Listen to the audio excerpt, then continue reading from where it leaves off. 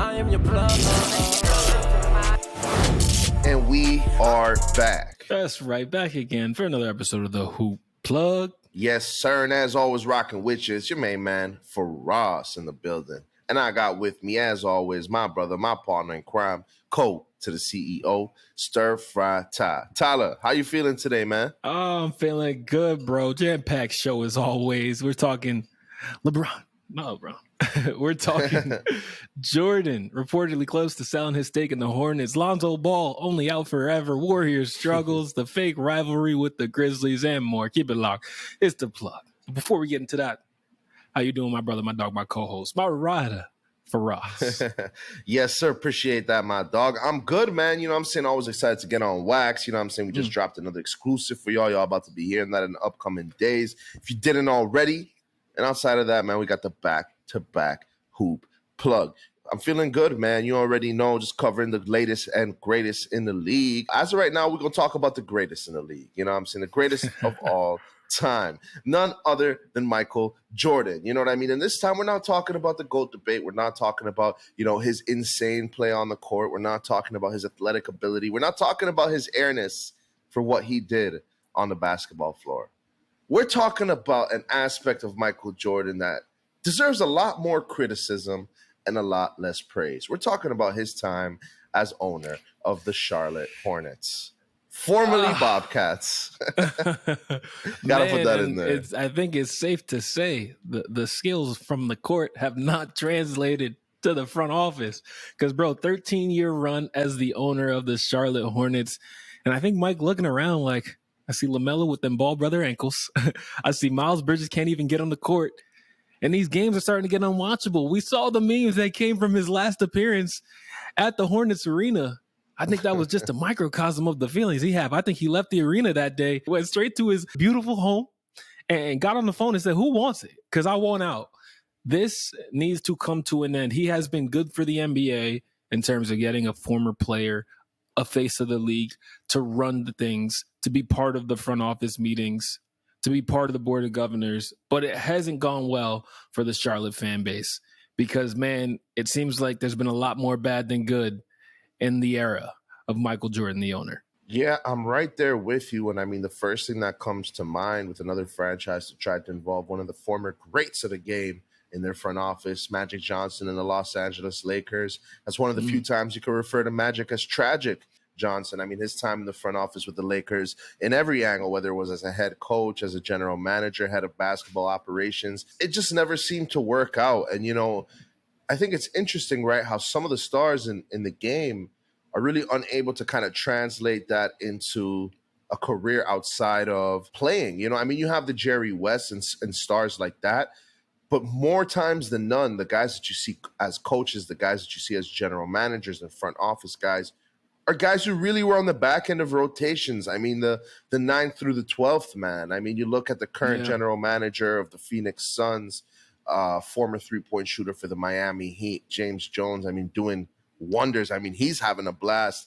Besides some setbacks with a KD injury, he's doing a great job over there in Phoenix. I mean, you look at Steve Kerr as head coach of the Golden State Warriors and the success that he's had. I mean, Doc Rivers, just a few guys that come to mind. I mean, Phil Jackson was a former player, wasn't a great player. So I don't know if that has anything to do with it, but needless to say, Michael Jordan's tenure with the Charlotte Bobcats, I mean, Hornets, right? Because you guys can't forget, right? He was the owner of the Bobcats through their historically terrible run, their historically terrible seasons. I mean, this guy holds records for some of the worst teams all time, and those directly fall back on MJ because guess what?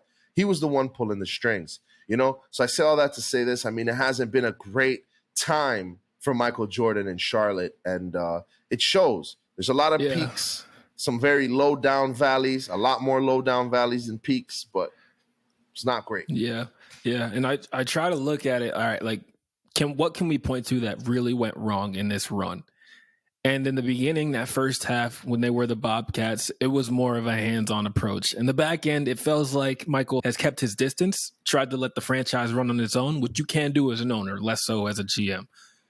But the real issue is they've never got the right guys in the door. Usually when you see these former stars as NBA front office guys, Isaiah Thomas comes to mind, When he was with the Knicks, all the time he was star hunting. What's the biggest name I can get through the door? For Charlotte, they never even got to that phase. They never got to the point where you can, okay, we got our guy. How can we build and put the right pieces around him? It was Kemba Walker, an undersized guard who was getting buckets, but that was about it. It was LaMelo Ball, who's just too young to be that guy for this team. And outside of those two, there wasn't too much talent to work with. Yeah, you look at the Charlotte Hornets squad, right? But you got to look at Michael Jordan's history as a president of basketball operations and some of the moves he's been responsible for. I mean, one of Michael Jordan's most criticized moves was drafting Kwame Brown, number 1 overall, when he was president of the Washington Wizards. So this is not like something that Michael Jordan just popped out, was like, oh, he got a bad team. Like, no, like he's unfortunately made historically bad decisions. I mean, as you know, leader of the Charlotte Hornets. I mean, if you look at some of his first round draft picks, you know they got SGA, right? And traded him for Miles Bridges. Traded him before he ever even played a day. Took Frank Kaminsky with a first round pick a few years back. Just like some, you know what I mean? Just some of the things that he did, it's like Michael it did not pan out. Yeah. There's quite a few of those. You know, Michael Kidd-Gilchrist was absolutely terrible. Oh, my God. Like, that guy could not shoot the basketball. Like, he was in the league for as long as he was, strictly because he was very athletic and could play defense. But, I mean, damn, Michael Jordan, man, he really was the head of some of the worst decisions in league history, you know? Yeah, so I think it's good for Charlotte that they are potentially moving off of him. And it's actually the GameStop investor CEO that's reportedly in on this deal. So it'll be interesting to see, right? Some new change in Charlotte. I remember going down to Charlotte 2 years ago, and I was in my Uber talking to like a big hoops fan. I was like, yeah, I do a podcast, blah, blah, blah. We started talking about the Hornets. And this is the year before Zion's coming in, right? They're in the lottery. Yeah. They're probably going to get a top 3 pick, depending on how those ping pong balls roll. And this man had no optimism, no hope. He was like, it doesn't matter what we do, we will be bad. Kind of sounded like a lot of Knicks fans a couple of years ago. But the despair, the lack of positivity, something needs to change in Charlotte, man. Yeah, there's no doubt about it. And it can't be LaMelo, you know what I mean? Unless he never makes it onto the court again. But nah, it can't be LaMelo. Moving on, you know, you really hate to see his airness not doing so well as a manager, but it is what it is. You know, speaking of a ball, brother, we're going to move it over to the sunny to the windy side of the country, Chicago and the Chicago Bulls. Lonzo Ball, man, it feels like it's been a decade at least since he's last touched the NBA floor. A little bit less than that in reality, but it feels like a really long time, man. Ty, why don't you break it down for us? Lonzo Ball is out forever is what it seems forever. Like. That's what it bro, for sure, because he's about to have his 3rd knee surgery without returning to the court. First time, they didn't correct the issue. Second time, it was just a bad surgery. Now he just needs constructive, which means a doctor's cutting it back open just to fix what the last guy did. This is going bad to worse, not only for Lonzo, but for Chicago. It's always been, I'm going to show a little promise, I'm going to get hurt. I'm going to show a little promise, I'm going to get hurt. For Lonzo Ball, since he entered the league, remember game 2, the 30-point triple-double? That feels like decades ago. But it's just sad how, all right, Chicago goes all in for the first time in a while. We get DeMar, we get Vooch, we sell the farm, we extend Levine, we bring in Caruso, and now the glue guy, the 6'6" point guard that was supposed to bring it all together, can't get healthy. You hate to see it. I mean, this guy went on the floor. You saw him leading that last year Chicago Bulls run. At certain points, they were looking like the best team in the East, arguably the best team in the league, with his tutelage up front, you know, or in the backcourt. You hate to see it because a guy like Lonzo Ball, we've known the kind of potential he's had from day one. But it's like when you think of him, you think of a guy like Zion. It's guys who have really never had the opportunity to be on the floor long enough. I think it's ironic how Lonzo Ball, another Chicago Bull point guard, having knee issues, injury issues. I think about that. And this is the thing, right? Derrick Rose is not the first one. I mean, shouts out Jason Williams, I believe. You know what I mean? The original injury. Williams, I mean, that guy was supposed to be Jay Williams. Dang, what is it in Chicago? What? Why don't y'all like your point guards? I don't know if it's the United Center floor. I don't know what it Even Kirk is, but Heinrich was wearing 3 knee braces back in the day. I remember that. It's yeah, we don't care crazy. about no Kirk, man. No, I'm playing. No, I'm playing. Kirk, man, he gave us a lot of good moments. But you're speaking facts, so I don't know if it's the floor is old. Is that the same floor from before Michael was there? I don't know what it He is, but said, "No guard shall pass since me." he put a curse on that thing, bro. facts, dog. Facts. He said, "Oh, y'all thought y'all was gonna take the crown of the greatest bull. Not only would you need to have one of the most insane careers of all time, right? You need to be better than the GOAT, right? But if that isn't enough, people aren't even given the opportunity to put together 2 good seasons, man. You know? Yeah, it really is sad, though, shifting back to Lonzo, because this new surgery is supposed to not only keep him out the rest of this year, which was a given, but the majority, if not all, of next year. So we're talking about 2024, 2025. Prayers up for Lonzo. Prayers up, man, and prayers up for my Chicago Bulls.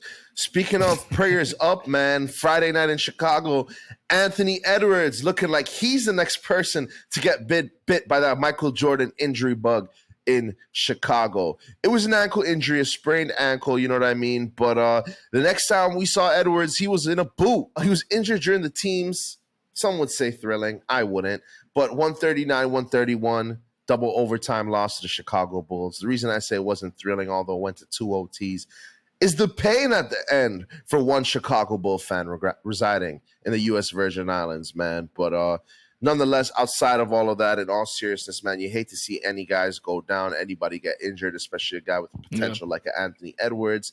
This doesn't seem like it's going to be too serious, you know, but at the same time, you know, prayers up nonetheless. Yeah, man. And we're in the dog days of the NBA season right now, right? Like the playoffs are close, but they're not quite here yet. We got the play-in in about 2 weeks. And I'm looking at the standings like, all right, Chicago, 11 seed or 10 seed in the East, 5 games under 500. Do y'all really deserve to make the playoffs like that? Timberwolves, nope. 5 games under 500 in the West. Like, do we really need this play-in tournament? 8 through 10? How is it? 7 through 10. 7 through 10, that's a lot of teams. Yeah, dog. I don't know, man. Joe don't say. Just a thought, though. All right, man, we got to shift it off to the Western Conference with the Warriors. They were matched up with the people they claim are not their rivals, but the rest of the league says is their rivals, the Memphis Grizzlies. Dylan Brooks was hyped up, charged up. He's been giving smoke to anyone who wants it. Cameramen, babysitters, anyone. You know what I'm saying? He was in Steph's face after they pulled the game out, reportedly yelled at Clay, "You suck," from the bench. I don't know what happened to Dylan Brooks, but the world turned on him and he turned on the world saying, whoever wants smoke can get it. I know the beginning of a villain arc when I see one, all right, man. And this is Dylan Brooks on his villain arc. And he's embracing the fact, right? He said, listen, not everybody gonna be a protagonist in this world. I'm going to do some antagonizing, all right? I'm the antagonist in this situation. And I mean, shoot, so far it looks like Dylan Brooks and the Memphis Grizzlies have been getting the best of the Golden State Warriors as of late. I mean, we know the history. We know Golden State and their 4 rings, something Klay Thompson was very vocal about last night or 2 nights ago. Last night when they played, he let them know at the end of the loss, yeah, you might say I suck. You might say this. You might say that. But I got 4 of them. 4, you know? But this is one time where I'm not going to let the championship argument work. I'm not going to let the championship argument defend you. Y'all lost. I mean, y'all gave up 130-something points. That is horrid, absolutely terrible defense. Something the Warriors are not known for. The Warriors are known for pretty solid and pretty good defense, even with the smaller lineups, right? So y'all gave up over 130 points. They beat y'all. I mean, they had 4 or 5 guys in double digits. You talking about 4 championships, Clay. Come on, brother. Y'all know better than that. Right? What have you done for me lately? I'm getting a little tired of them. They keep throwing around these 4 rings. We know. We watched. Yeah. All right. What have you done for me lately? But this is not the year that the Golden State Warriors would have thought they were signing up for when the season started. Decimated by injuries. No continuity when they're on the court together. The road record is abysmal. They can't win outside of the Oracle. I'm convinced they can't.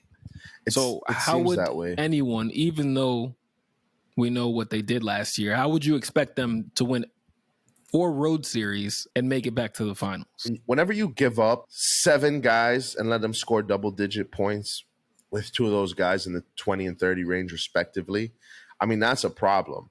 And then you look at on the opposite end of that, Jonathan Kuminga is your leading scorer with 24 points, and Steph played 30 minutes, and Clay played 34 minutes, and Draymond played 30-some minutes. And Clay, you talking about 4? Yes, you're right. But you never see Kobe flash the amount of rings in front of people. He had just come off a 3-peat, something that unfortunately the Warriors have never done. And when he was getting worked night in and night out, and his Lakers were abysmal, he had to drop 81 against the Raptors to win. He wasn't talking about his championships. He was thinking about the next one. I think, like you said, if the Warriors had come out and Steph dropped 30 and Clay dropped 25 and Draymond had a good game and Jordan Poole had a good game and the Warriors still lost, then I might say, okay, well, you might be a little validated in bringing up your championships. But you played terribly, dog. Like, come on now. Facts. Come on now. 14 points for Clayway in 34 minutes. That's a problem. Yeah, and let me say this. They definitely miss Andrew Wiggins. I don't know what happened, nor does anyone outside of that Warriors organization. There is a rumor going around, and I will share it for those who may not have heard. But I'm going to preface this by saying, again, this is a rumor. Rumor has it, Andrew Wiggins, poor Andrew Wiggins, just living his life, being a good dad, being a good husband, being a good father. A father to a child that apparently is not his, but his best friend's.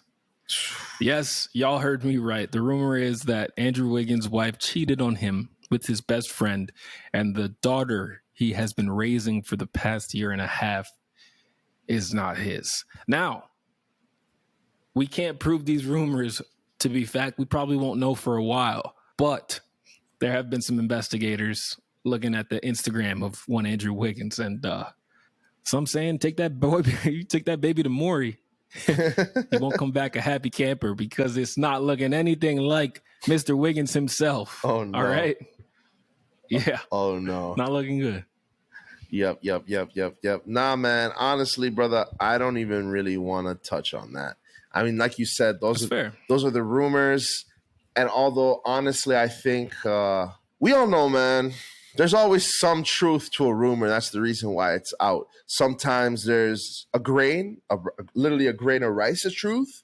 And sometimes it's 99.99% facts. It's the Lysol of facts, right? I'm not going to argue how much of it is facts, but unfortunately, it seems like there's a lot of things pointing to this being true. But you hate to see it, man. I mean, listen, at the end of the day, it has nothing to do with the fact that it's Andrew Wiggins or even a guy. At the end of the day, when you as a parent, man, and a parent is one of those things, I don't think anyone, whether it's a job, whether it's a profession, nobody sacrifices as much as parents, good parents, of course. And I mean, a guy like Andrew Wiggins seemed like a good father.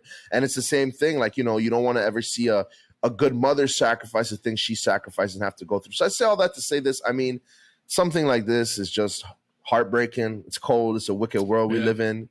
I just want to, even if it's maybe not true and I'm putting myself in some sort of fantasy land, I like to lie to myself for a little bit until we get the facts. You know what I'm saying? So yeah, and I hope it's not true. Yeah.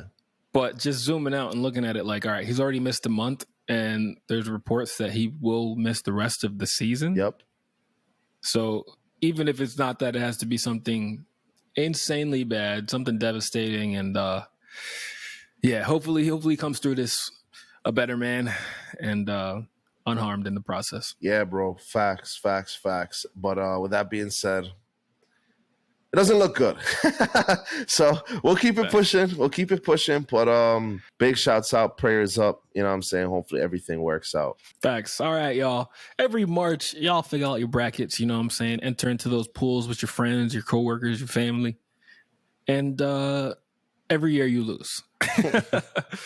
I mean, 2 days. It took 2 days this year for everyone's bracket to be busted. FDU, thank you. Princeton, thank you. Princeton making the Sweet 16 for the first time. I don't know if they've ever done it, but I saw their girls team was doing pretty good themselves as well.